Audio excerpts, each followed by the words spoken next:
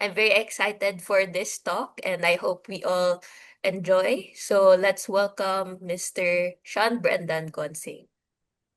Hello, everyone. Nice meeting you. So, I'm going to start sharing my screen. Patient with me. Okay, sorry. Hindi na ako marunong magganito. Okay lang po. Ito, tama Ayan. ba? Yes.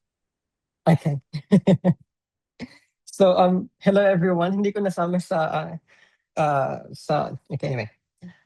Hello, everyone. I'm Sean, and I'm a Master's of Physics student in Quantum Science and Technology in Université Paris-Saclay here in France. So, I want to talk about sa mga teknolohiyang quantum at sa pandaigdigang agwat ng di pagkakapantay-pantay, sino ang nagmamay-ari ng hinaharap na quantum at sino ba ang magiging vulnerable? Estudyante lang din ako. So, so kaya mas gusto, and naiintindihan ko na gabi na dyan and pagod na ang lahat. So, light lang to, pangmasa. Okay, so ito ako. First two pictures sa Italy yun, nag-aral ako for a SEM sa Department of Physics ng Italy. Yung sa baba nun, yung my link, yung university ko ngayon, isang part lang siya ng university ko. Dito ako nagre-research ngayon. Sa three pictures sa upper right, isa siyang synchrotron facility dito na kung saan kami gumagawa ng mga experiments, basically. Sa baba, yeah, may refrigeration unit, quantum computing stuff. Cool. Anyway, and yung sa bottom right, yun yung laboratory ko ngayon. Laboratory of Solid State Physics. Anyway, so I just want to talk about quantum materials for the moment, bago sa mismong topic. So, quantum materials and condensed matter physics form the experimental and conceptual foundation of all quantum technologies because they deal directly with how quantum behavior emerges, survives, and can be controlled in real physical systems. So, mga phenomena gagaya ng superconductivity, topological states, and strongly correlated electron systems ay hindi sila abstract. Galing sila sa mga many body interactions, mga physical interactions sa mga solid at sila ang nagdedetermina kung ang mga quantum coherence ba ay na-stabilize o hindi. Hindi ako mag-discuss dito ng teorya ng condensed matter. But I just want to say that, for example, superconducting circuits used in quantum computers rely on materials where electrical resistance vanishes and quantum phase coherence extends over macroscopic scales. While defects in crystals, kagaya ng mga nitrogen vacancy centers, di ko alam kung na-discuss sa mga previous lectures ninyo, these kinds of materials nagpro-provide sila ng mga controllable quantum states para sa sensing at information processing. So, ang sinasagot ng condensed matter research ay kung paano ba tayo gumagawa ng mga environments kung saan yung mga quantum effects ay hindi fragile at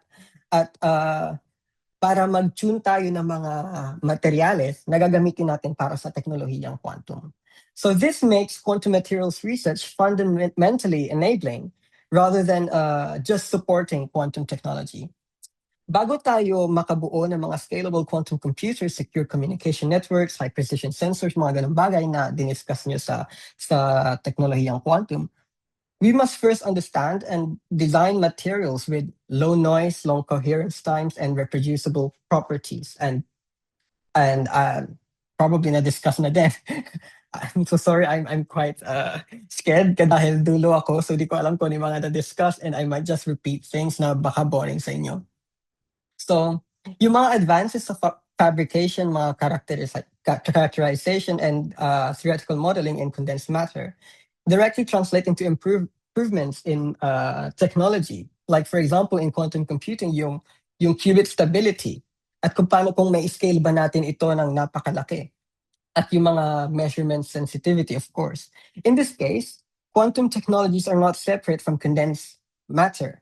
They are an extension of it.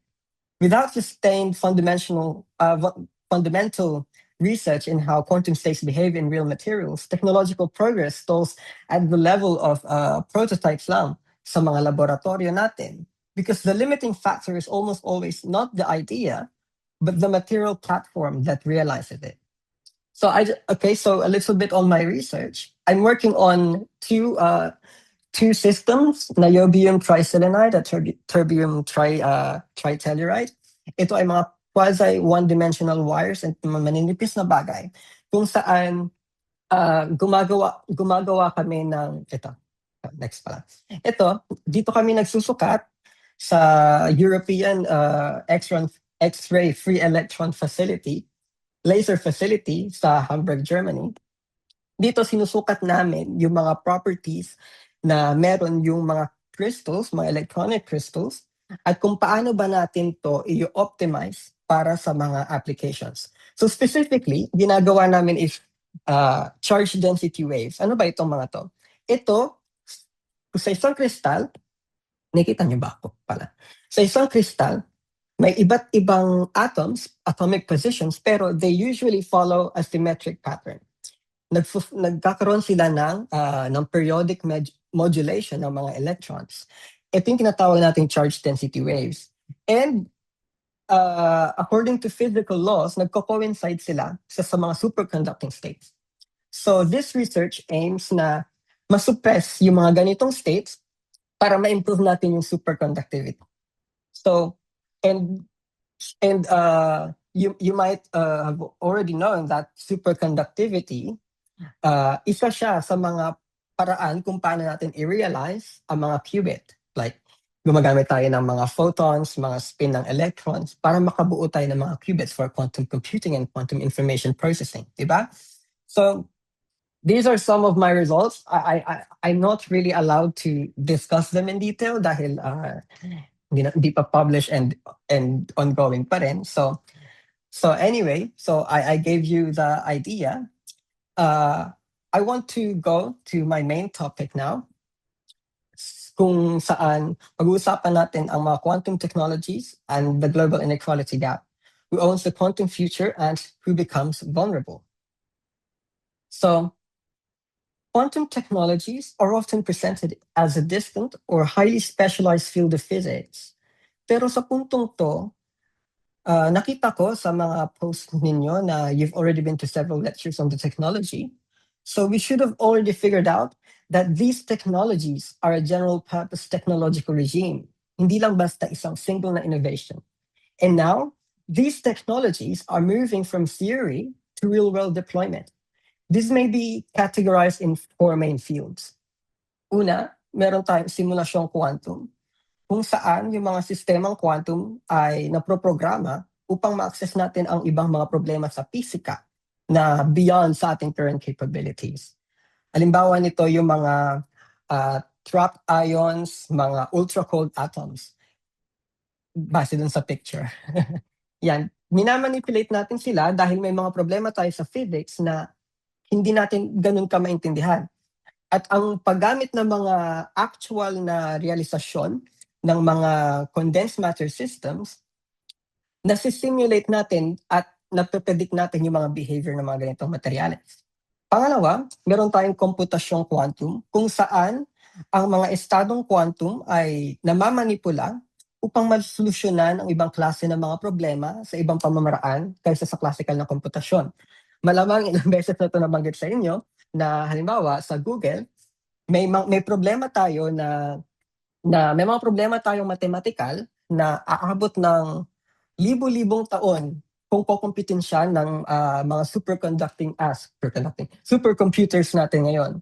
Pero na-demonstrate natin na through quantum computing, kaya nitong masolusyonan ng ilang daang segundo lamang, a few minutes. Diba? Familiar na kayo doon siguro. Kung may tanong kayo, tanong nyo lang sa dulo. Anyway. Pangatlo, meron tayong komunikasyong quantum kung saan nakapokus ito sa mga fundamental na batas ng pisika para sa matatag o secure na pagpapadala at paglilipat ng impormasyon, kagaya ng QKD o quantum key distribution na ginagamit ngayon through satellites para ma-enforce natin ang isang forma ng komunikasyon kung saan malalaman natin kung na-access ba ng iba o hindi. Pang-apat ay ang pagsukat na quantum kung saan gumagamit tayo kung saan gumagamit tayo ng mga katangiang quantum na nakokontrol upang makapanukat ng may mga napakataas na presisyon. Essentially, we could, and I would love to talk about a lot of the physics here, but I leave that to your other lectures and you yourself because it's really very interesting and rewarding to learn about them. And there are opportunities for you to formally learn these things, the physics of these things, to try and solve problems. So this is, I don't want this to be an actual lecture. Dahil gabi na nga dyan, napagod na, I would just like this to serve as a reminder that it's easy to drown in the excitement science brings us, that we forget that everything is political. These are not just advanced physics, but right now they are emerging as a new layer of invisible infrastructure of similar importance sa kung ano ba yung classical computing, telecommunications, at ang internet dati. So an important question is that does quantum tech replicate existing infrastructure or reconfigure them? So historically, tech of this kind tend to reshape global inequalities rather than distribute evenly. Early access, control of development, and the ability to define standards often determine who mainly benefits and who become dependent. This is already visible in the classical digital era that we are in, where a small number of states and corporations dominate the core infrastructure. The central question is therefore not whether quantum technologies will work, but who will have the capacity to build, control, and govern them? And who will be forced to rely on systems designed elsewhere? What does owning the quantum future even mean? Ano bang sinasabi natin pag-aari sa quantum? Ownership is not singular, of course. It is layered. So I've put them into four. Una, meron tayong pag-aari sa infrastruktura sa mga dominant quantum hardware and architectures kagaya ng mga controlled laboratories, fabrication, cryogenic, and photonics platforms. Alam natin na ang mga bagay na ito ay napakamahal, kagaya ng, for example, sa mga superconducting quantum processors, kailangan natin mapaabot sila sa mga 10 to 20 millikelvin na temperatura. At ang mga aparato na ginagamit natin para maabot itong mga temperatura ito ay mahal. Maabot to ng milyon. So pangalawa, meron tayong algoritmo at intellectual na pag-aari. Ito ay ang mga algoritmong quantum at mga balangkas na mga programang pangkomputasyon kung saan gumagawa ito ng mga landscapes of intellectual property regimes and patent concentrations na nagdedetermina kung sino may access. Kagaya ng Google, IBM, usually, di ba, nakakonect lang tayo sa cloud para makapag-access sa mga quantum computations. Pangatlo, meron tayong pag-aaring institusyonal kung saan yung mga programang pang-estado, pribadong korporasyon, at mga military-industrial complexes come into play for dual-use governance regimes on civil and defense applications. At pang-apat, meron tayong pag-aari sa pamantayan at protocol kung saan dinidiscuss natin kung paano at sino ba ang magpapakahulugan para sa mga pamantayan ng komunikasyon. At dahil ito ay i-adopt ng ibang mga bansa sa kasunod. So this creates a path-dependent system where early leadership tends to reinforce itself over time. So sino ba ang nagkokontrol ng mga teknolohiya na ito at who is excluded from them? In our current geopolitical and economic centers of quantum power, we have global funding. However, when it comes to power, we have a small set of actors where development is highly concentrated in the United States, kung saan ang progreso ay concentrated sa mga federal at big tech ecosystems driven by a combination of major tech firms, top universities, and research institutions, and sustained defense-related funding. Kagaya ng kanilang National Quantum Initiative Act noong 2018 na merong $1.2 billion in federal funding. Sa Europe naman, they employ an international academic industrial model kung saan ang research activity ay malakas at widely distributed across university and research institutions. However, where coordination and industrial consolidation are comparatively weaker than the United States. Pangatlo ang China, mostly having state-driven integrated quantum programs where tech are embedded within long-term national strategic planning with strong state coordination and large-scale investment. I think if I remember correctly, the government has reported invested over $10 billion in quantum technology, including the construction of several quantum laboratories sa iba't ibang lugar ng China. So a key pattern that should be obvious by now is that technology follows political power. Quantum tech are related uh, to people, and they are treated not only as scientific projects, but as strategic assets because they are closely linked to national security, economic competitiveness, and technological sovereignty. These countries who invest early and succeed first define the standards, tools, and access, defining the whole structure of the field itself. While some people may argue that this consequence is inadvertently enforced, pinapako ng mga makabagong teknolohiya ang hindi pagkakapantay-pantay. For countries outside these centers, including many of those what they call the global south, the implication is not an absolute immediate exclusion from use, but a structural asymmetry in influence. So pinapakita na ng mga teknolohiyang quantum ang mas malawak na geopolitikal at ekonomikong realidad, kung saan hindi na pantay-pantay ang distribusyon ng kapangyarihang dala ng teknolohiya, ang mga bago pang umuusbong na sistema ay lalo lang pinalalakas ang mga kasalukuyang hierarkiya imbis na baguhin ang mga ito. So the inequality associated with quantum technologies is not a secondary effect, but it is embedded on how these systems are developed. So how is inequality enforced? Merong iba't ibang struktural na mekanismo na bumubuo ng inequalidad, in which I categorize into three. Una ay ang hadlang ng kataasan ng kapital, kung saan nag-e-enforce ito ng napakalaking gastos kagaya ng pagtatayo ng mga kontroladong laboratorio, paggawa ng mga epektibo at episyenteng materyales, at pagbuo ng mga matatag at na infrastrukturang cryogenico at potoniko. These require millions to billions in spending, not only for building advanced and capable laboratories and equipment, but also for the specialists that would conduct the research and develop the findings. As a result, only a small number of states, elite universities, and large corporations can participate strongly in hardware development. And this immediately restricts who can contribute at the foundational level. Pangalawa ay ang konsentrasyon ng talento at kadalubhasaan, kung saan nagtutuon ang mga siyentista at inhinyero sa quantum sa mga malalaki at elitistang estado, universidad, korporasyon, at industriya, kung saan maraming pondo para sa ganitong teknolohiya. So, the training in quantum physics, engineering, and information science as a whole is heavily clustered in a small set of global institutions. This produces a pipeline effect in which talent flows towards already dominant centers, reinforcing the advantage they already had for decades. Similar to what's happening in other fields like classical computing.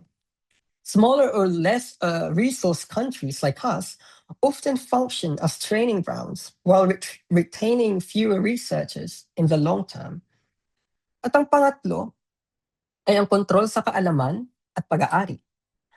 Ito ay nag-enclose ng access sa mga intellectual properties, patents, proprietary platforms, at closed-source implementations as the field matures. Early patenting of foundational techniques lock out the late entrants. And even when research is published, the practical implementation often depends on controlled ecosystems owned by a limited number of actors. These further raise concerns on compute sovereignty, where the quantum advantage potentially reinforces the classical compute monopolies.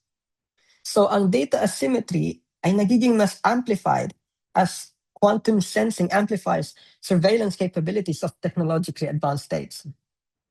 So these three mechanisms reinforce each other. So High costs limit participation. Limited participation concentrates expertise, and concentrated expertise accelerates intellectual ownership and standard setting. This is a self-reinforcing structure of inequality, and as a result, countries without early investment become technology consumers, not creators. As I have said, this pattern is not unique to quantum technologies. It is a recurring pattern in foundational technologies, from semiconductors to the internet.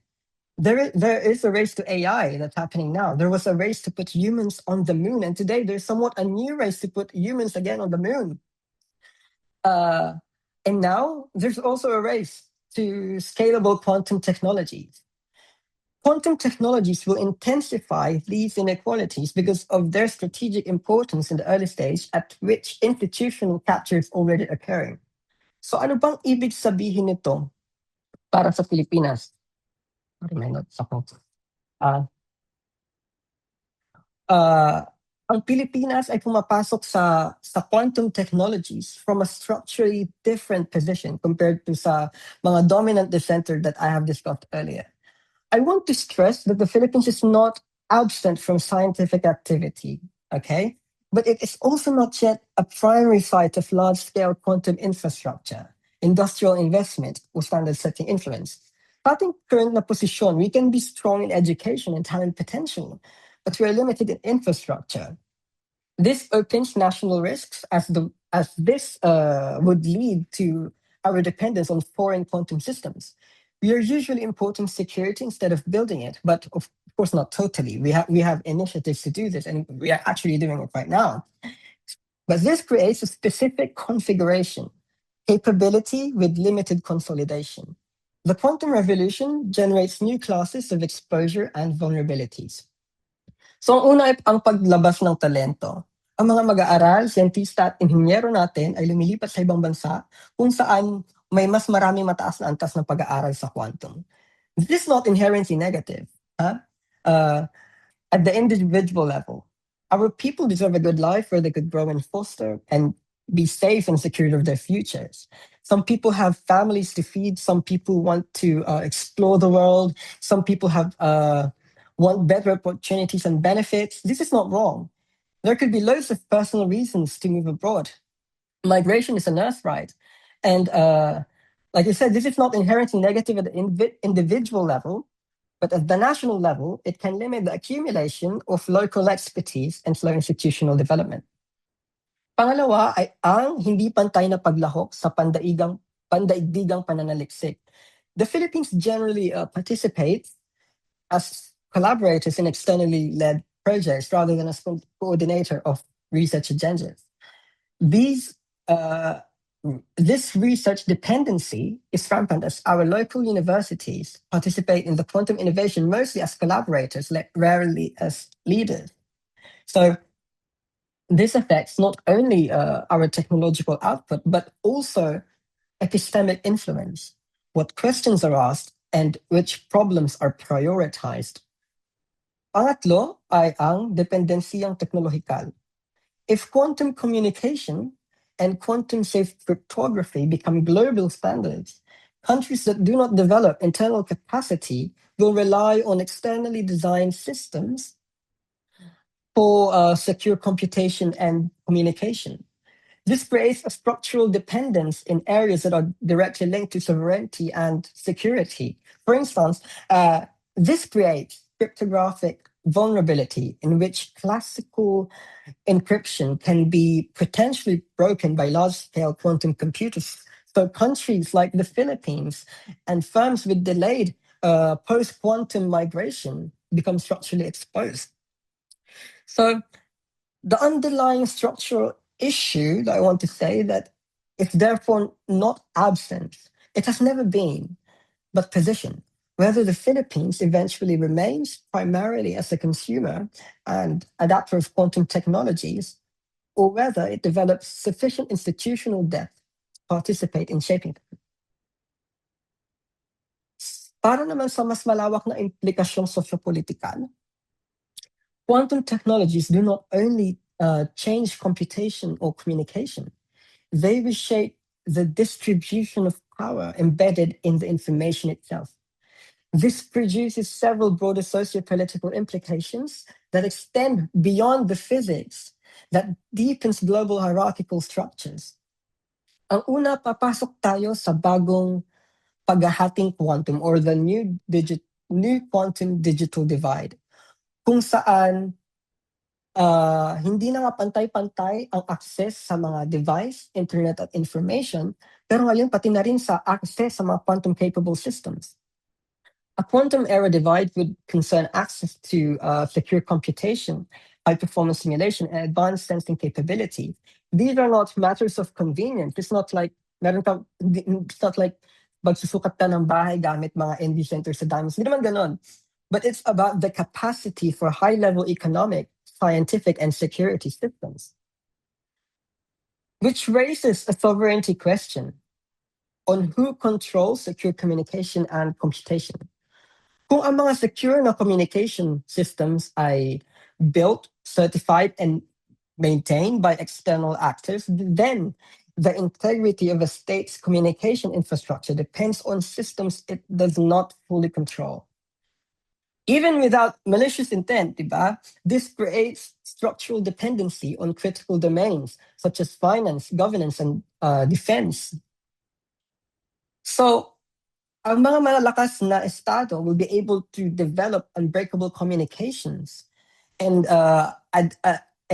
habang ang iba nananatiling vulnerable, reinforcing the security asymmetry mechanisms the world already faced, such as for nuclear power and artificial intelligence. Marami tayong problema doon. It would be a good talk for next time. And quantum sensing and computation introduce this form of asymmetric visibility because advanced sensing technologies will improve navigation. This will improve environmental monitoring and scientific measurement. But these also have capabilities to enhance surveillance capability. Lagi naman ganon. Excited tayo sa science pero lagi naman itong may aplikasyon sa military and surveillance. This leads to a potential imbalance where some actors gain significantly greater ability to observe and model physical and informational systems than others. Okay, so ang last ay pinai-intensify nito ang inequalidad sa ekonomiya. As countries with quantum capacity gain disproportionate advantages. This quantum enhanced computation creates an economic concentration effect that could accelerate capabilities in optimization and material science with applications from cryptographic security in finance to drug discovery and health. These gains are likely to accrue first to states and corporations that already dominate computational infrastructure, deepening the existing global economic hierarchies. I would also like to emphasize that this induces a deeper shift as quantum technologies not only affect what can be built, but also what can be known and verified efficiently. This introduces a subtle but important form of inequality. Unequal access to advanced form of sensing, prediction, and modeling. May iwan tayo kung hindi natin i-adapt ang teknolohiyang quantum. So ano bang hinaharap? Given these dynamics, the future of quantum technologies is not fixed. Different trajectories are possible depending on our policy choices, our investments, and international cooperation. So without sufficient competent intervention, one likely scenario is gumamit tayo ng modelong may dependensiya kung saan pinapatupad natin ang mga infrastrukturang quantum ng ibang bansa. This dependent future means we would our systems for communication, computation, and security are imported and integrated locally. But this means without significant influence over how they are designed or governed.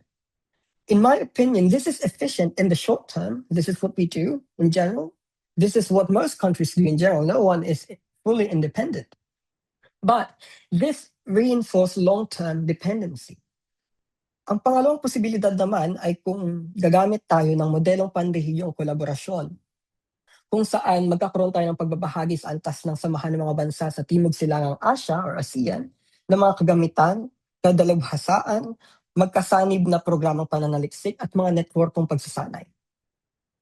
So, while individual countries may not match the scale of global powers, collective effort can create partial autonomy, especially in areas like education, standard adoption, and cybersecurity transition. Yan naman yung mga importanteng bagay. Ang pangatlo, ay pwede tayong mag-adopt ng strategic option, tinawag ko dito, modelong pang-estratehiya na piling espasyo, dahil hindi ko alam ang Tagalog ng niche. So dito sa niche model, instead of attempting to compete across the entire quantum stack, we shift the focus to selective areas where impact is achievable. This could include simply strengthening education and theoretical research, or developing quantum-aware cybersecurity policies, or specializing in applications such as sensing or software. Okay, the goal is not full independence, but meaningful participation. I want to say that these futures are not mutually exclusive. We can be dependent and we can collaborate. This is what science is supposed to be for everyone, for humanity, and for posterity. So, para maintindihan natin ang impact ng quantum technology sa Pilipinas, we must start from existing structural conditions rather than the technology itself. This impact cannot be separated from everyday material conditions. Ang infrastruktura natin, espasyo, trabaho, at mga basic economic constraints. In this part, the relevant question is not, can we build quantum computers? No, that's not the question here. But what kind of society is this technology being inserted into? So may mga nagsasabing ang Philippine social condition ay nakastructure sa mga institutional na weaknesses at mga problema sa state capacity. Pinaka-obvious ang systemikong problema natin sa korupsyon at government inefficiency na direktang naapektuhan ng economic outcomes at public welfare. Ayon sa mga empirical studies at policy reports, ang korupsyon natin ay paulit-ulit na lang na dinidisrupt ang ating state expenditure at infrastructure delivery. Ang dami nating mga delays at mga underspending sa ang publikong infrastruktura at link ito sa ating governance issues and reduced growth momentum. Kaya naman nakikita natin na marami tayong lugar kung saan may mababang kalidad ng infrastruktura gaya ng inefficient road networks, unreliable public transport, and uneven regional development. At lahat ng ito ay nagko-constrain sa ating national productivity at economic efficiency dahil kumakain ito ng labor hours. At nakakapagpataas din ito ng transaction costs. This reflects not merely inefficiency but structural capture of the state by elite interests, where public investments are subordinated to patronage rather than collective development, diba? So, pangalawa, ang krisis din natin sa edukasyon ay nakapagpapalalim lalo ng inekwalidad dahil hindi pantay-pantay ang formasyon ng ating human capital. Kahit may access tayo sa pag-aaral, sobrang stratified pa rin ng kalidad. Ang mga pampublikong paaralan ay kulang-kulang sa classroom, kagamitan, laboratorio, mga guro at mga ganung bagay, lalo na sa siguro sa karamihan sa atin kung marami sa atin ngayon nag-aaral ng pisika. Nagre-reflect ito sa mga macro indicators tulad ng GDP na according sa notes ko ay 30 to 38% lamang ng OECD average. Ibig sabihin, mahina ang productivity growth dahil sa limited skill formation. Ang resulta ay bifurcated system. Ang mga institusyong elite ay nagproproduce ng mga globally competitive graduates habang marami ang napupunta sa mga trabahong sinasabi nilang low skill. Kaya nare-reproduce ang class inequality imbis na dapat magkaroon tayo ng social mobility. Pangatlo, sa agrikultura naman, malinaw ang structural weakness at systemic neglect. Kung ang sektor na ito ay nag-employ ng 22% ng lakas paggawa, pero nasa 9% lamang ang kontribusyon sa GDP na ayon sa mga eksperto ay malinaw na indikasyon ng inefficiency. Maliit ang karaniwang sakahan, nasa 0.8 na ektarya, kaya minsan hindi posible ang mekanisasyon. Tapos kulang pa sa irigasyon, tinatamaan pa ng mahigit 20 bagyo kada taon. Yung mga inaangkat nating bigas na ay umaabot sa milyon-milyong tonelada bawat taon, nagpapakita ito ng dependency natin sa external food supply. Hindi natin nakakamit ang soberanya sa pagkain. Basic na pagkain. Isang magandang pangarap ito para sa mamamayang Pilipino. Sinasabing ang krisis na ito ay nakaugat sa kawalan ng tunay na reforma sa lupa. May mga polisiya tayo tulad ng CARP, kung familiar kayo, pero hindi naman nagta-translate sa productive transformation. Maraming magsasaka na nakakuha ng lupa pero walang access sa credit, machinery at market. Kaya naging fragmented at inefficient ang production. May mga persistent issues din tayo sa land tenure security at kulang ang ating support services. This represents a partial reform that preserve underlying class relations in rural areas rather than transforming them into a productive agrarian base. Pangapat, sa kondisyon naman ng ating mga manggagawa, kitang-kita na ang di-balanseng istruktura. Nangingibabaw ang mga trabahong mababa ang sahod, ang median monthly wage ay nasa 20,000 pesos habang ang poverty ay nasa 15.5% o 17.5 na milyong tao. Maraming manggagawa ang nasa informal na sektor na walang seguridad sa trabaho, kadalasan pang kontraktual at wala pang benepisyo. May mga sistema tayo para sa seguridad na sosyal kagaya ng SSS at PhilHealth, pero ano nangyayari? Irregular ang coverage at kahit na may Universal Healthcare Act, inconsistent pa rin ang access dahil nasa mga funding at implementation gaps. So this produces a biased labor regime where our workers bear significant risk while capital remains protected. Sa infrastruktura naman, gaya ng transportasyon, lalong nakakapagpababa ng kalidad ng pamumuhay at produktibidad. Ang Metro Manila ay isa sa mga may pinakamalalang traffic congestion globally. Nababalita ito na meron tayong fragmented public transport system gaya ng jeep, bus at tren na hindi integrado. Walang masama sa jeep, bus at tren. Ang problema natin, hindi ito integrado. May mga estimates na bilyon-bilyong piso ang nawawala kada taon dahil lang sa traffic congestion. If I remember it correctly, GMA reported it as 27 billion annually pesos. So ito ay systemicong inefficiency. Sa urban planning naman, kulang ang public and green spaces na marami sa atin walang may pakialam dahil meron namang malls, komportable at may aircon. Guilty ako. Ako din dahil kahit pag nandyan ako, minsan pinipili ko talaga mag-mall. Pero pinapakita lamang nito kung paano commodified ang pang-araw-araw na buhay sa urbang kapitalismo. Kasunod ay, sa estrukturang industrial naman, malinaw na wala tayong tunay na pambansang industrialisasyon.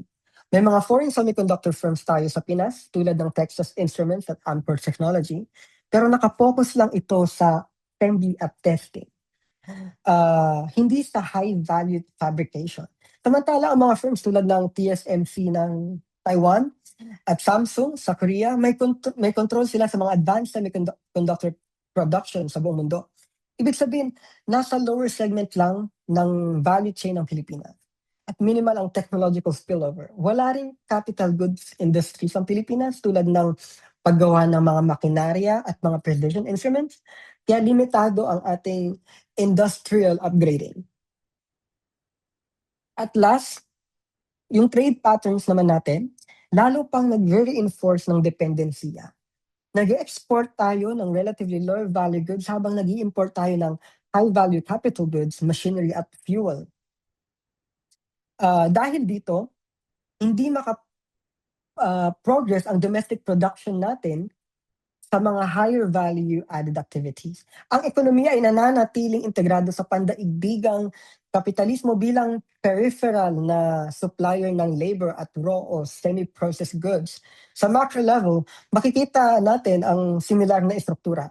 Ang GDP ng Pilipinas ay nasa $461.6 billion noong 2024 at bumagal sa 4.4% growth noong 2025. Largely driven by consumption rather than industrial investment. Services ang nangunguna, nasa 63% ng GDP, habang ang industriya nasa 28% at ang agrikultura 9%.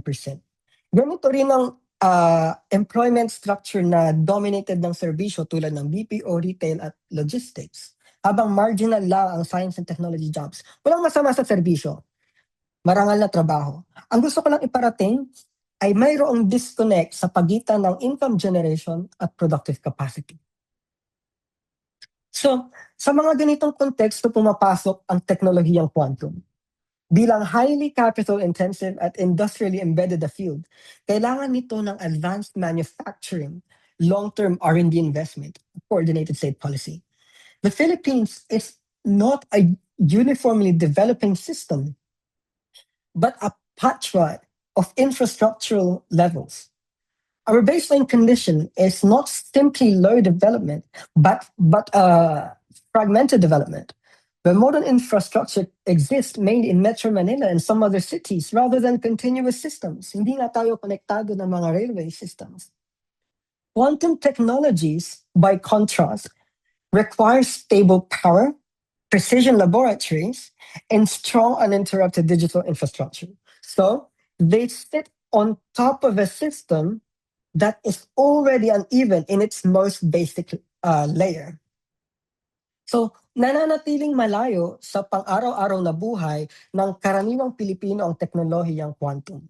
Habang ito ay umiiral sa hangganan ng mataas na katumpakan at komputasyon, karamihan pa rin sa mga tao ay patuloy na dumaranas ng may hirap na kalagayan ng pamumuhay at kakulangan sa mga pangunahing pangangailangan at serbisyo na nagpapakita ng agwat sa pagitan ng pag-usbong ng teknolohiya at sa tunay na kalagayan ng buhay. Sa kabuuan, bumubuo ito ng isang saradong siklo. Mahina ang agrikultura, mahina ang industriya, mahina ang infrastruktura, mahina ang akumulasyon ng kapital, at paulit-ulit na tendensiya. Ito ay nailalarawan bilang isang ekonomiyang semi-colonial dahil integrado tayo sa global na kapitalismong kontrolado sa labas at semi-feudal dahil nananatili ang inekwalidad sa lupa.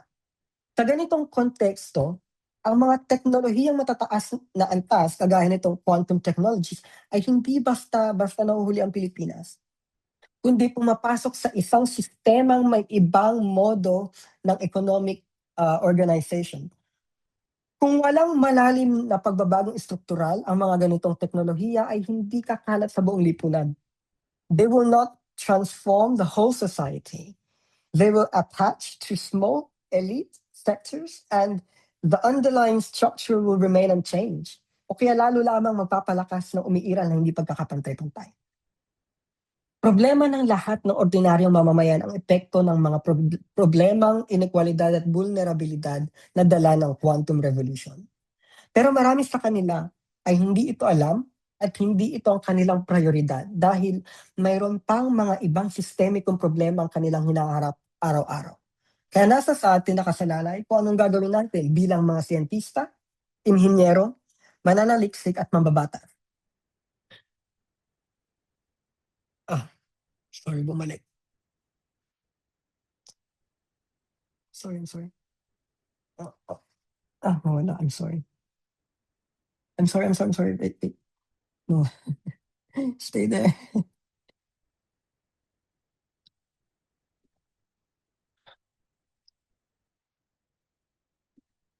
So, quantum should not be understood only. Wait, nakikita ba? I'm sorry, nawala. Yes po. Okay, so quantum should not only be understood as advances in science and technology. They are a part of a broader transformation in how knowledge and computational capabilities are organized globally.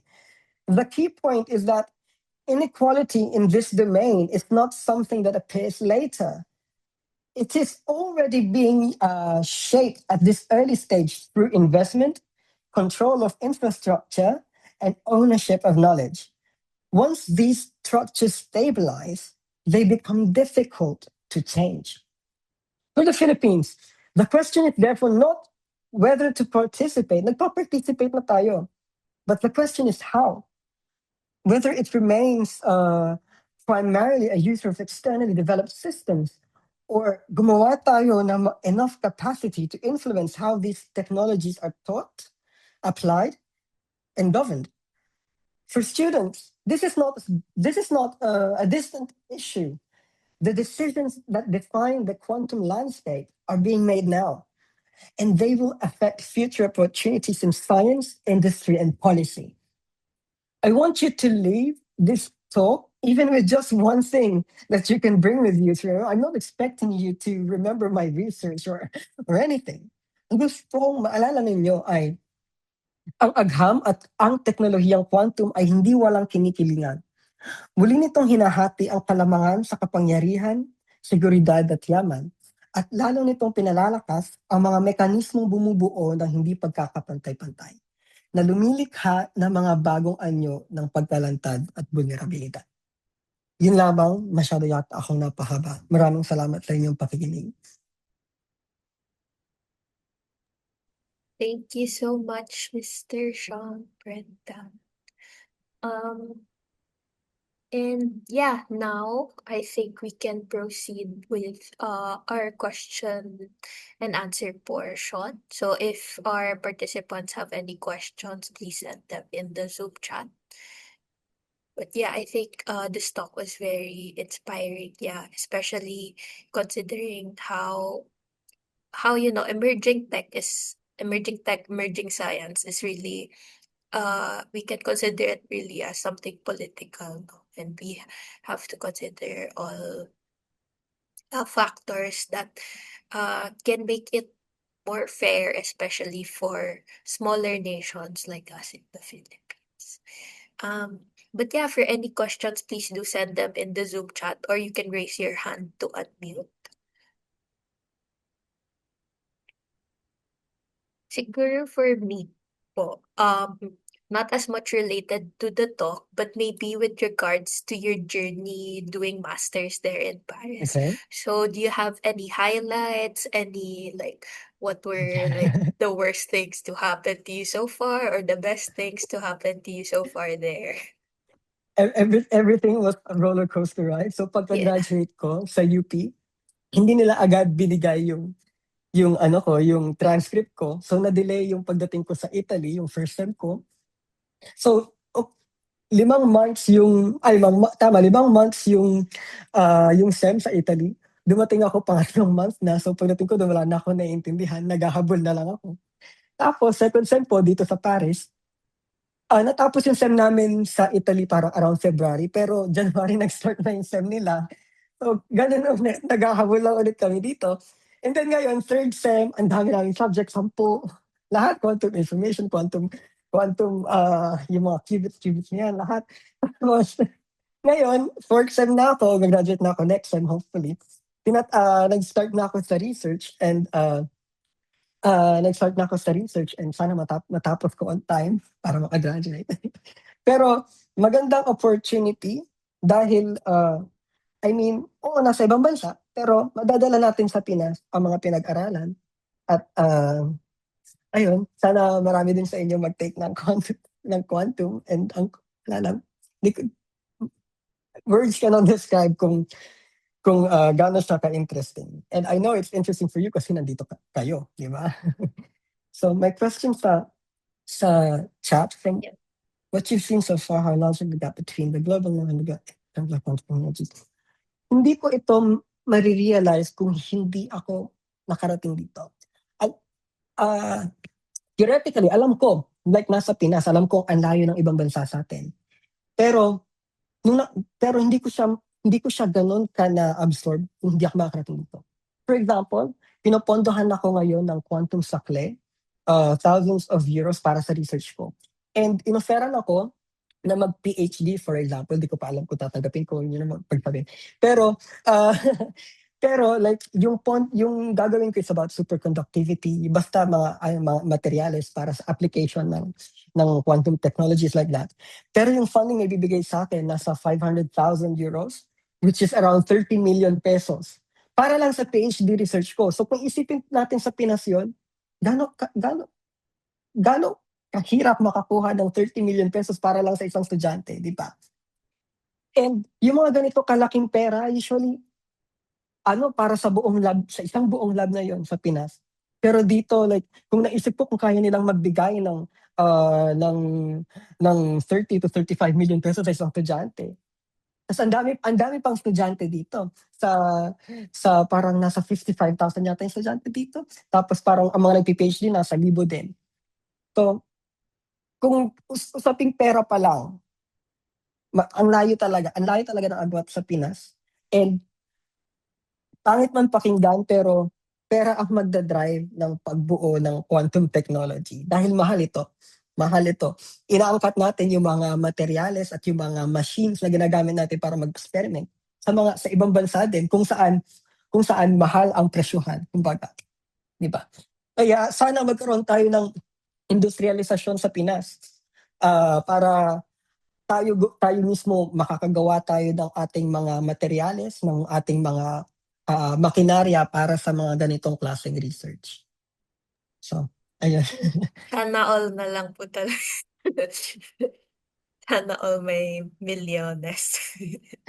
Yun, nakakagulat. Kahit ako nagugulat eh. Like, parang ang dami nilang pera. I Ituloy mean, niyo na po yung PhD. Sayang po. Pero, sana. Di ko pa alam kung saan ako pupunta. Pero, ayun, gusto ko na rin makauwi. Miss ko na ang pwede din adobo, naman sisig, po. ganun. Okay, So, so next question po natin. Ano ang pinakamainam na solusyon para mas mapabuti pa po ang emerging technology sa Pilipinas? Siguro aside from money, no? Kasi alam po talaga aside from natin money, money is a big totoo. factor. Sige. Importante ang politika, dahil aside from money nga, di ba? Ang kasunod nun is politika. Dahil sino ba ang nagbibigay ng pera sa mga estudyante, sa mga researchers natin? Eh, di, gobyerno, di ba? So, sana, ah, ang magawa natin, majority ba dito mga estudyante, ang magandang magawa natin sana is matulungan natin yung mga tao para maging aware sa mga ganitong klaseng problema. Dahil kagaya nga na sabi ko kanina, di alam ng tao kung ano ang quantum technologies. Gaya ng hindi nila alam kung paano ba gumagana yung internet, pero araw-araw na nila ginagamit. Di ba? Kaya invisible yung mga infrastructure na ganito. So, ayun. Sorry yung sagot ko, pero politika talaga. Bumoto ng tama. May iba pa po ba kung sa tingin natin ay wala na din? Edukasyon. Edukasyon. Dahil dito nagsisimula ang lahat. Kung marami tayong mga schools na kung alam niyo naman yung mga resulta natin sa mga international na pag-aaral, kagaya ng PISA, mababa tayo sa reading comprehension, sa mathematics kumpara sa ibang mga bansa. Siguro dapat atakihin natin to sa foundational na level. Ayusin natin kagaya ng ating education system. Ang mga batang 5, 6 years old, di ko alam exactly kung ano na yun. Pero nung time ko, subject 8, 10, ganon. Congested lahat. Tapos, madalas susulat lang sa notebook. Hindi ko na naalala kung ano yung pinagawa ko ng bata ko. Pero yung mga ganitong klaseng problema na parang hindi natin nare-realize, malaki ang epekto nito sa kung hanggang saan ba yung mararating ng mga bata. Dahil limitado na nga yung opportunities, tapos hindi pa sila nahuhubog ng maayos. Kaya once again, pondo para sa edukasyon, para sa mga training ng mga guro, dahil kailangan natin to mga mga classroom, laboratories, at ang dami nating estudyante sa isang classroom, hindi natututukan ng isang guro ang 50 na estudyante. Kaya sana bumoto ng tama. But it all Sabi na ginawa boils yun. back din po sa Laging politics, no? at yan. Kagaya ng sabi ko kanina, everything is political, di ba? Everything is political. Science is not neutral. Kung sino ang It's head always ng political. DepEd po natin. Galaw-galaw po. Pero ayan, for next question, would you think makakahabol pa tayo? And in what way po? Or ano ang need i-focus? Okay, so Ayan. for sure, hindi natin kayang pantayan ang US, China at Europe. Hindi natin kayang pantayan 'yon. Dahil kapital pa lang hindi at sa kadami ng scientists at engineers nila, hindi natin kayang pantayan 'yon. Kaya, kagaya ng sinabi ko kanina, may tatlong paraan tayo para kung paano tayo mag-move forward sa future. Meron tayong mga current na regional collaborations with ASEAN level, 'di ba? Kaya sabi ko. At pangatlo, yung niche option, hindi natin kayang labanan lahat sila sa in terms of research, hindi natin kayang labanan yung lahat. So mag-focus tayo sa kung saan realistic yung magiging impact natin. Marami sa atin gumagawa ng theory, marami sa atin gumagawa ng software. We could focus on that. And kailangan nating pondohan yung mga tao para gumawa nito. Dahil hindi lang naman sahod ang kailangan ng tao. Kailangan din nila ng equipment at saka ng mga lugar at saka ng mga mentors, di ba? Kailangan yun. So, uh, did I, nasatisfy ko ba yung tanong? Siguro Ah, po. Pero mukhang may follow-up po si Jabez yung nagtanong ng question. You Hey, can unmute, ah, Jab. yes po. Hello po. Very nice discussion. You mentioned about sa niche. It's same po yung aming opinion diyan. But of course, since hardware, parang of course other countries nangunguna na talaga. Do you think po okay totoo po yun naman. na model na parang we are consumers in terms of hardware, pero since maraming software ang nanggagaling dito sa Pinas, IT, BPO industry dito, maybe yun po yung isa sa mga strong or parang easy way to get Totoo into naman. it. Totoo naman. Totoo naman. Hindi natin kayang makipaglaban in terms of hardware. Usually, ini-import lang din natin to. Kahit naman minsan yung mga equipment namin dito, imported din naman sa US or kung sa ibang lugar. And natural yun. Science, interdependent tayong mga bansa pagdating sa science. At yun naman talaga dapat. Dahil para ito sa humanity, di ba? Ah, So, ang masasabi ko tungkol sa hardware, hindi tayo pwedeng dumiretso sa quantum hardware kung mismong mga simpleng hardware wala tayo sa Pinas. At ito yung tinutukoy ko na wala tayong capital goods na industry kagaya ng mga paggawa lang ng mga simpleng machine para sa industriya like farming. Kulang-kulang tayo sa equipment sa farming. Madalas ini-import din natin yung mga machines, 'di ba? Hindi lang sa farming, sa napakaraming industriya sa Pilipinas. So kung gusto natin na someday magkaroon tayo ng quantum hardware, unahin muna natin yung mga hardware na kailangan ng mga basic na pangangailangan ng Pilipinas. Na nasagot ko ba yung tanong mo? Yes po, definitely. Yeah, thank you so much. And then we have two questions from Piniel. What's the bottleneck of quantum so far? And can you elaborate more on your research? Can you elaborate more kung anong bottleneck, anong klaseng sagot ang gusto mo malaman? Yes, can you Um, sige po. Siguro po, can be both hardware or software po. Pero siguro it will be more focus po if related po sa research niyo po. Yun po. If it's okay po. Sige, sagutin ko muna yung bottleneck ng quantum. Ang bottleneck ng quantum is usually yung intention. Like, kahit sabihin natin may pera, minsan kasi yung pera nanggagaling nga sa gobyerno at ang mga gobyerno natin ay may intention kung ano bang gusto nilang makita sa research. For example, okay, for example, meron tayong mga race sa quantum technology. essentially para sa science makabuo tayo ng mas mabilis na komunikasyon, mas secured na komunikasyon, alam niyo na 'yon. Pero minsan ang mga gobyerno gusto nilang gamitin ito sa mga military applications at mas marami silang magbigay ng pondo sa mga ganitong klaseng ekosistema. Kagaya sa US, majority, di ko alam kung majority, pero malaking part ng kanilang pondo ay naka-allot para sa mga defense-related applications. Kaya, and sa China, hindi ko alam kung anong exactly nangyayari doon, pero state-driven sila. So, ayun, intention, hindi ko masyadong ma-explain. Pero yun nga yun yung bottleneck. Dahil ang pera ay pumupunta sa kung saan interesado ang mga gobyerno natin na aplikasyon. Dahil hindi lang naman tayo basta bumubuo ng teorya. Like I said, hindi lang naman tayo nakapokus sa theory. Ilalagay din natin to sa application at kung paano ba mababago yung pang-araw-araw na buhay. For sure, hindi naman gagawin ng quantum para sa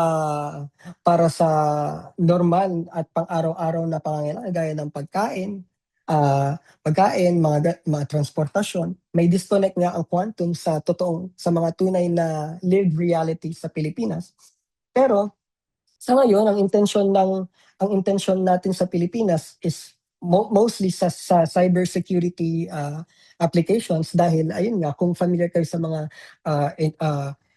parang what do you call it? Nakalimutan ko yung word sa English. Pero yung download now, para save now, decrypt later, mga ganun. And sobrang laki ng implikasyon nito sa seguridad ng mga bansa at syempre, ng mga taong naninirahan sa mga bansang to. So, intention, siguro ang sagot ko. And can you elaborate more on your research po and when have you started to relate politics to your studies? And what is it when you might, what was it?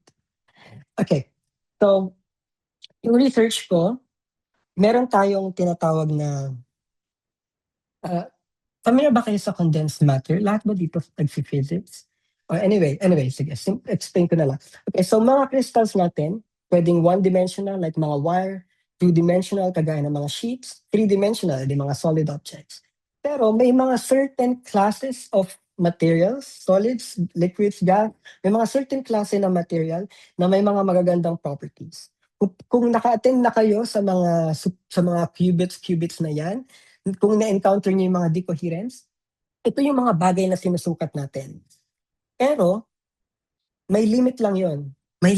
Kaya, for example, yung mga qubits natin yung sa Google, kailangan nilang umabot ng sub-millikelvin temperatures para ma-operate yung mga quantum computers. So,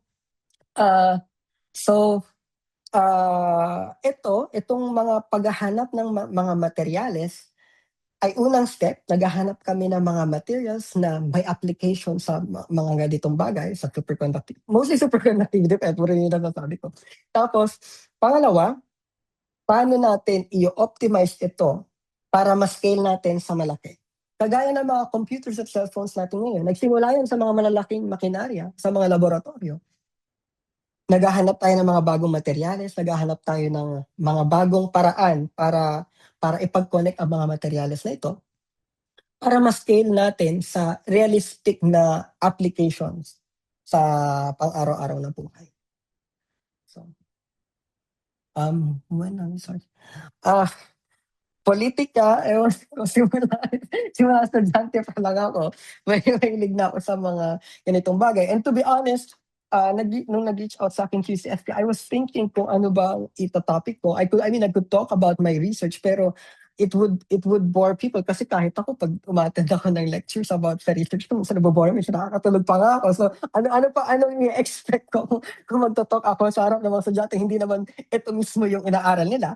So and pangalawa, ako yung pinakahuli and nag-worry ako na parang nung tingnan ko, nag-scroll ako dun sa Facebook page ng QCSP, may mga nag-talk na about sa qubits, may mga lecture series about sa mga cryogenics, sa mga ganun. So nagtakot ako na, Alam mo, mamaya ulitin ko lang yung mga sasabihin nila. And so, naalala ko na what resonates with me is kung ano ba ang role nitong mga teknolohiya na to sa mga tao at kung paano ba to papasok sa Pilipinas. Like, para lang bang internet na may isa o ilang tao na nag-connect ng Pilipinas sa buong mundo through the internet at then nagsimula ang history natin. Or kung gobyerno ba ang magpapasok ng ng quantum technologies or tayo ba mga estudyante or kung paano. At pag naipasok nga natin itong quantum technologies sa ating bansa, ano ba ang magiging implikasyon nito sa mga tao? So, naisip ko itong topic na to. Baka next time Yung, po pwede ma-invite po kayo ulit ba for a more technical talk, no? Pero I think this was a very good end actually to our spotlight talks to have something na we can relate more to, ayun, to politics, to our lives, kung paano nga talaga natin makikita ang future ng Philippines na mas may involvement sa quantum. And with that, siguro kasi in our time here, 9:15 oh, PM na po, maybe we yeah. can proceed. Uh, yeah. So, I would just like to present this certificate of appreciation to you po, Sir Sean. So this certificate acknowledges that Sean Brendan Gonsing has masterfully shared insights as a speaker in World Quantum Week Spotlight Talk, a webinar in celebration of World Quantum Day, signed by Engineer Ethel Joy Badyang and Mr. Bobby Corpus Jr. So if we can, let's all turn on our cameras, especially since it's the last Spotlight Talk, no? Let's take a picture with our final speaker. And yeah, siguro let's wait a few seconds or siguro a few minutes, 1 to 2 minutes. Let's have us turn on our cameras. Kahit naka-phone lang kayo or what, okay lang yan. Let's turn on our cameras, no? Kasi last talk na natin. And then siguro, Javis, just give a sign if you're ready to take the picture. Okay. Alright, sige. I'll take the photo. Wait, para makita lahat. Okay, I'll take the photo. Smile. 1, 2, 3. Okay, once more. 1, 2, 3. Alright. Once again, thank you very much, Sean. And yeah, I think we really appreciated this talk. So if you have any more questions for our speaker, you may reach out to the QCSP team and we can forward the questions to him, or maybe you can search up his socials and then contact him directly. Yeah. And yeah, so for our evaluation form, please you can use the QR code on the screen. And I will also send it in our Zoom chat. So for our participants, please do answer this to help us with future events. And I think tomorrow we'll be having the quiz bit ng 1 to 2:30 p.m. And we also have the quantum circuit crunch from 3 to 4:30 p.m. And lastly, we'll have our culminating event from 5 to 6:30 p.m. Is that correct, QCSP team? I'll send the schedule in the Zoom chat. Okay, just verifying. But yeah, I think so that's our remaining schedule for tomorrow. But all our spotlight talks are done. And yeah, I think that's it. Thank you so much to our participants for attending even on this Saturday evening. And thank you once again to Mr. Sean for giving a very insightful talk. Yeah. Thank you, everyone. Hope you have a good rest of your Saturday.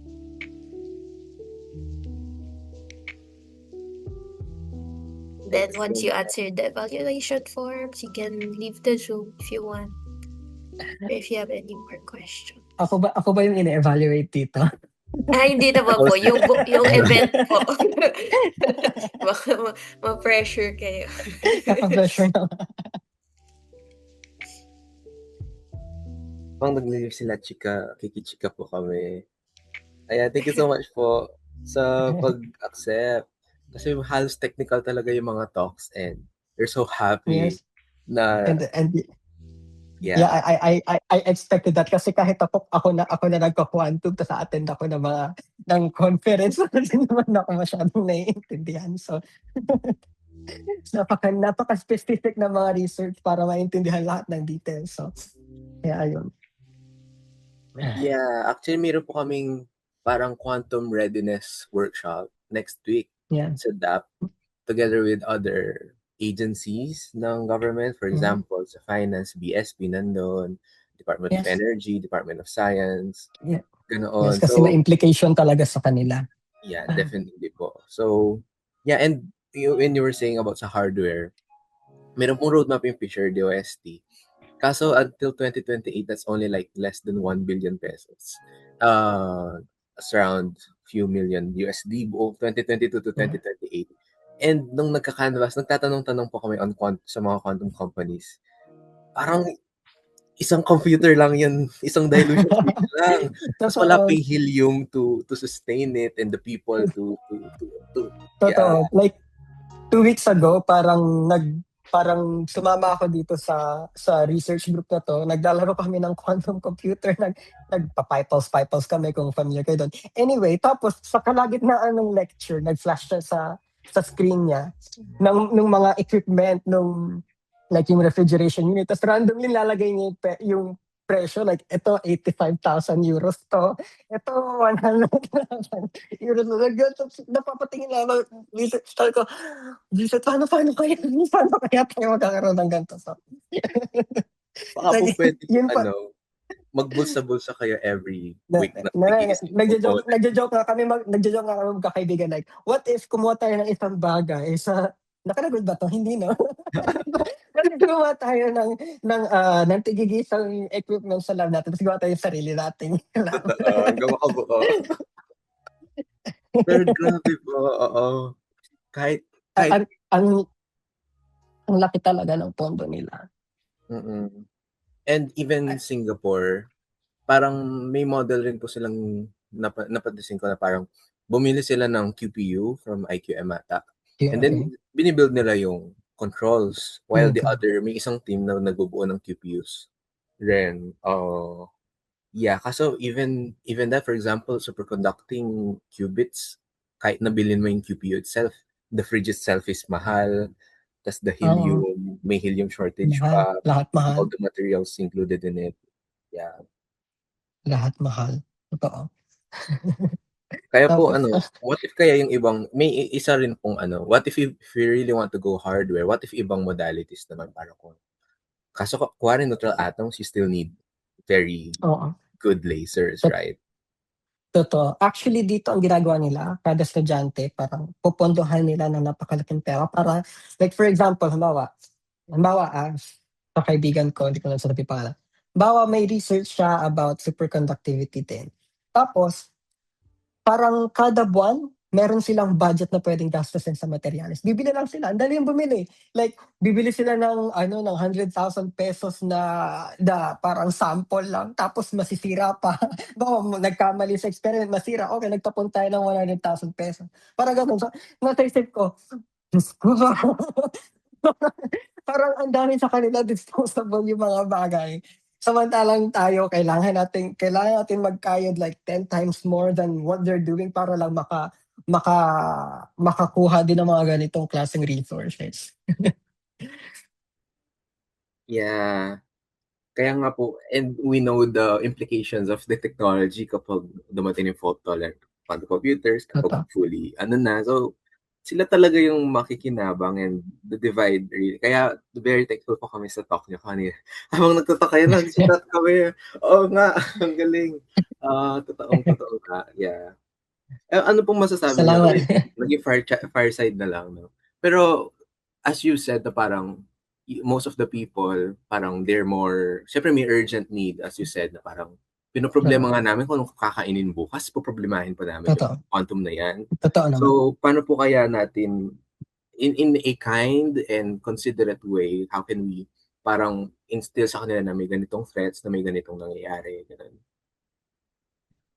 Siguro foundational level. Una, like kagaya ng ng education, mga government-led na pagtuturo sa kanila kung ano ba 'tong mga hindi nila kailangan ang mga teknolohiya, hindi natin kailangan ng technical, super technical na kung paano ba gumagana ang mga ito. Gusto lang natin malaman kung ano bang nagagawa nito at kung ano ba ang epekto nito. Yun lang naman ang gustong malaman ng tao. So dapat magsisimula sa ating mga paaralan at saka sa gobyerno dahil hindi naman lahat ng tao, lalo na yung mga tapos na mag-aral, di naman babalik sa paaralan para matutunan mo to. So dapat meron tayong mga programa din para ipaalam sa kanila kung ano ba yung mga ito. At pangatlo, dapat simulan talaga natin na solusyonan ang mga fundamental na problema natin sa pagkain, sa tubig, yung mga basic na pangangailangan. Kasi like I said, paano papasok ang quantum technology sa Pilipinas? It will just sit on top of our problems. Para papatol lang siya sa hindi na nga stable na mga problema natin. So, unahin natin na habang pinapasok natin ang quantum, syempre popondohan natin yung taon-taon, hindi naman pwedeng hindi. So, habang pinapasok natin yung quantum, dapat sinusolusyonan na talaga natin ng mas mabilis at mas epektibo yung mga problema talaga natin na kailangan para mas maipasok natin ang teknolohiya, mas makapagbibigay tayo sa future ng mga pondo sa quantum technology kung nasosolusyonan na natin yung mga problema na dapat sinusolusyonan natin. Para akong politiko kung magsalita dito. Light talk lang to ha, light talk lang to. Yeah, opo. Yeah, kasi like on developed countries, like parang they have the space na to think about this. Parang hindi na sila survival mode. Kaya yun, they can start thinking about the emerging tech. They can start thinking about the social implications of this emerging tech. Kaya yeah, malayo pa po kasi ayan, sinabi nga ni Kyle sa chat. Last year po nung bumili kasi ng NMR na 2 qubit dito. Parang dinadala namin siya sa mga events namin. Kasagsagan Nakita po ko, lang yun ba yung sa Cebu? Yun ba yung sa yes Cebu? po, sa Okay, Cebu, okay, cool. yes, during the conference. Yeah, Dala-dala I really like the organization. Like, ang cool. Like, ginagawa niyo to. Like, ako estudyante pa lang to. Kahit gusto ko nung gawin, di ko naman magagawa. Di ba? yeah, kung makapunta po kayo this year, we'll send an invite. Oo. Yes, But sana makauwi. mm, but yeah, when we launched it, tapos kasagsagan ng flood control, tapos sabi nila, oh my God. Totoo. Ang dami Totoo. nag-comment na parang may nabulsa na naman sila, ganyan. Totoo. So, Yung mga ganitong issue natin, naapektuhan yung mga foreign investments natin. I mean, ayaw man natin sa gusto pero kailangan like ayaw man natin o sa gusto pero yung mundo natin nakadepende sa pera. Ayaw man nakadepende sa pera. At hindi naman natin mababago ang mundo bukas. So, habang binabago natin ang mundo sa kung anong gusto natin, kung ano ba ito, kailangan din natin na nag-level sa playing field nila. Diba? So, ewan ko, pag inisip ko ito, nalulungkot lang ako. Like, ang dami kong gustong mangyari para sa Pilipinas. Pero syempre, hindi naman pwedeng ganito, hindi pwedeng ganito, hindi pwedeng ganito. So, kailangan yung kung ano gusto natin mangyari kasabay ng pakikisabay sa kung ano ang nangyayari sa labas ng bansa. yeah, parang negative talaga yung yung imagine if I mean, if walang ganitong concerts, even if we started late, parang mas amicable yung ibang bansa to partner with us, di ba? Like, pahiraman na, kahit na yung pinaglumaan nilang devices, ganoon. Pero even that na parang, for example, some investments from Japan na pull out dahil sa ganyang corruption. So what more for the emerging tech? Totoo. Very Totoo scarce naman. in the first place. Yeah. Totoo naman. Kaya yun nga, bumoto ng tama. Lagi naman, yun ang fundamental. Yun ang fundamental dahil sila ang inilalagay natin sa taas para pamunuan tayo. So, mukha talagang politika yung nagsasabi ganun. Well, I mean, that's the reality. Pero yun yung realidad na kung anong meron tayo. Yes, totoo. It's a loop. Para makaboto ng tama, kailangan ng edukasyon. Totoo naman. Awesome. Kasi great. Ngayon po ay Friday afternoon sa inyo? Or Friday morning? Saturday afternoon. 6 hours lang naman yung pagitan natin. Hmm. Like, yung una yung pinopost na oras kasi, dito parang 8 o'clock. I mean, kaya ko naman yun. Pero usually kasi ang gising ko 9. So baka mamaya hindi lang ako, emergency hindi ako magising. So, umasok yun natin. So, kaya sabi ko, medyo delikado.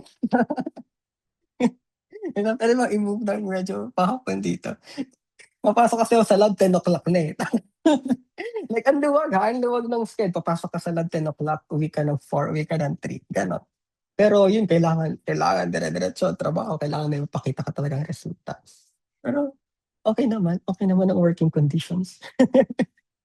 Very different po. Like, Very different dito. Like, dito parang hindi ka masyadong sinisilip sa trabaho mo. Parang hindi ka kukulitin, ano ba nangyayari sa research mo, ano na gano'n. May mga nakaalat lang na research meetings kung saan sure, share mo lahat ng kung ano gusto mo. Pero dito, hindi ka nila is-surveil na parang dapat ganito ginawa mo, dapat ganito ginagawa mo. They trust you. They basically trust you on your work. So, I mean, sa Pilipinas kasi, outside science and technology sa Pilipinas, i-survey nila, like, pag gusto mo mag-vacation leave, gusto mo mag-sick leave, tatanungin pa nila, ano nangyayari sa'yo, gano'n, like, kailangan mo pakita na ganito. Dito, pag hindi ako pumasok, ganun, parang, okay lang. Bawa dito, may sakit ka, parang super protected ng mga French laws, yung mga working conditions. Bawa dito, may sakit ka, and then tatanungin, science o hindi, like, kung may sakit ka, magtatrabaho ka, may sakit ka, sabihin mo lang sa boss mo na, may sakit ako, ganun. Okay. Minsan nakikita ko yung mga balita sa Pilipinas na ang harsh na mga working conditions natin. Limited na nga lang yung mga leaves natin tapos sinisigit pa. So, marami tayong problema. Agrikultura, working conditions, wages, lahat umiikot yan. Lahat nagre-reinforce yan sa isa't isa. So, dapat atakin natin sabay-sabay. Hindi na limited man resources natin, pero dapat may ginagawa tayo sa lahat ng aspeto. Dahil yun yung way natin para ma-improve lahat. Hindi naman pwedeng focus lang lahat sa quantum technology. Hindi naman pwedeng focus lang lahat sa edukasyon. Marami tayong problema. So, at limitado ang resources. Basic economics. So, yun. Kaya, yun again mo tama. And alam niyo naman na yun. Yeah, super amazing. Opo. I think marami pa pong kaming work to do as a society Yes. to, Yes. yeah. Thank you so Yes, much, totoo. Father. So, Maraming salamat sa inyo. yes, Kung hopefully may we can mga tanong meet you pa, pwede soon. namang email. Awesome. Sige po. Thank you so much po. Salamat. Thank you, guys. Thank you, guys. Best day tomorrow. Good luck Yeah, sa inyo. Good luck. thank you po. First time na ginawang week long ito. Dati, isang webinar Isang lang araw. kami before 14. So, yeah. Marami pang gawa. Tapos sa Lunes, may pasok ulit. Oh, Good luck sa inyo. Good luck sa inyo, ha. Salamat. thank you.